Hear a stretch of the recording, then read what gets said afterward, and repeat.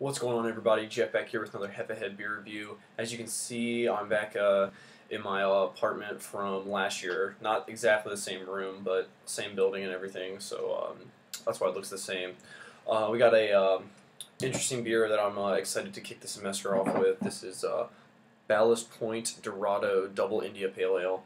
This is from their Robust series, which is basically where they took their a lot of their beers that had been tap only, which is like their rarer beers, and this way they're able to get them throughout the country. But when I was looking at this beer, it says an enjoy by date. It says 7/18. So I was looking at it and I thought that I got like a 4 or 5 month old bottle, and I was pissed off because I paid $11 for it. But they actually put their bottle date a year out.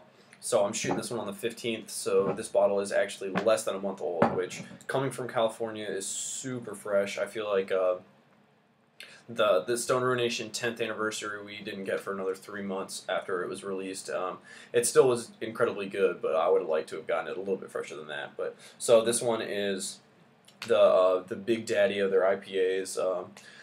You know, they got Sculpin in their big eye too, but this one is the 10% alcohol double IPA. Other than that, I don't really know much about it. I've seen a couple reviews, but this kind of just showed up in a bottle shop one day, and I picked it up because I knew how rare it was.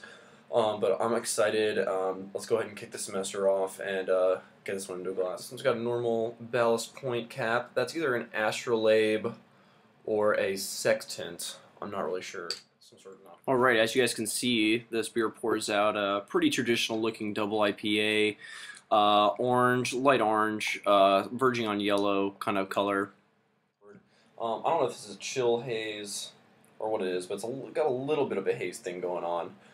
And as far as appearance, this bad boy definitely has some alcohol legs. You can see them sticking up above the foam when you swirl it around, and they're definitely sticking around a little bit. I can already smell this from not even holding it up to my nose, so let's go ahead and give it a smell. Yeah.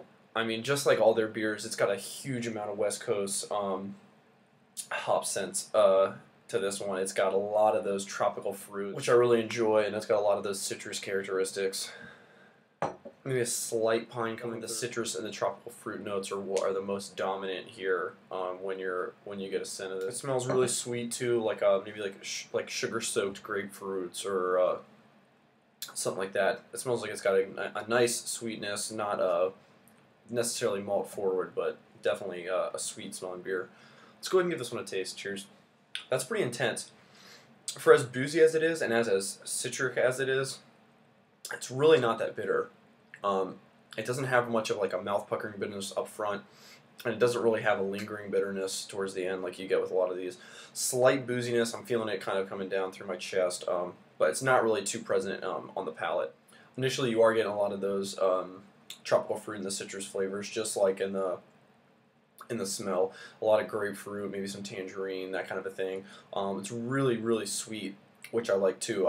After the initial bitterness that isn't too much, but it's there. After that, then it cuts through to like more of like that sugary sweetness, maybe slight malt, not really super present. But for 10%, like, this is really smooth, and I'm really enjoying drinking this. I can't say that it's extremely balanced, but it's definitely easy to drink. So I'm gonna sip on this one for a little bit longer, then I'll give you guys my final verdict. All right, I'm back with the Dorado Double IPA from Ballast Brewing Company, and I was drinking on this one for a little bit longer, and I was kind of thinking about it. This one reminds me a lot of Hop Slam and Double Trouble. It doesn't remind me of like Pliny or Lagunitas Hop Stupid or Maharaja. I feel like these ones are in a different category. They're high in alcohol, but they're extremely drinkable. And they're still kind of light and not super malty, and they have good citrus qualities to them and are really sweet beers. I really enjoy those ones a lot.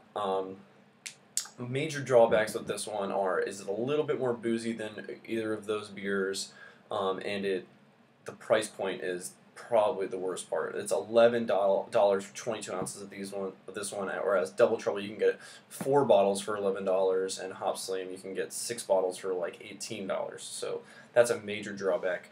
I'm gonna give this one an A-. I'm gonna give this one a 90.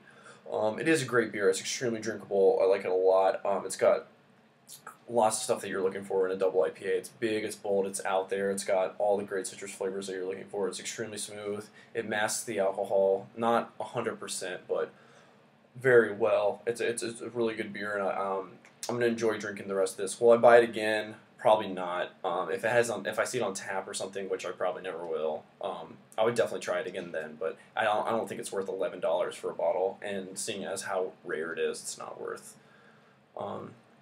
going and seeking out. But I am enjoying this one. So don't don't think that I'm saying that this is a shitty beer. But so this has been Ballast Point Dorado Double IPA. I'm gonna come back with a couple more double IPAs.